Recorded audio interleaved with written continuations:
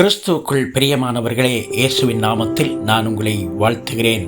இன்றைய நாட்களிலும் உபாகமத்தின் புஸ்தகம் 22வது அதிகாரம் 7வது வசனத்தின் பிற்பகுதியை பார்க்கின்ற பொழுது, நீ நன்றாக இருப்பாய், உன் நாட்களும் நீடித்திருக்கும் என்று சொல்லக்கூடிய வார்த்தைகளை இன்றைய நாட்களில் நாம் பார்க்கின்றோம்.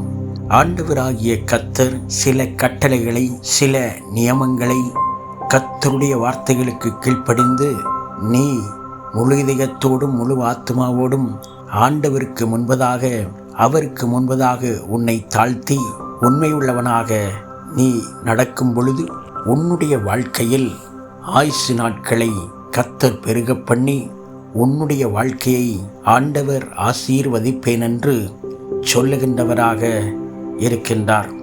ஆண்டவர் சொல்லும் பொழுது பல கட்டளைகளை, கற்பனைகளை கைக்கொள்ளும்படி பல கட்டளைகளையும் கற்பனைகளையும் கைக்கொள்ள வேண்டும் என்று தம்முடைய பிள்ளைகளுக்கு ஆண்டவர் சொல்லியிருந்ததை நாம் பார்க்கின்றோம்.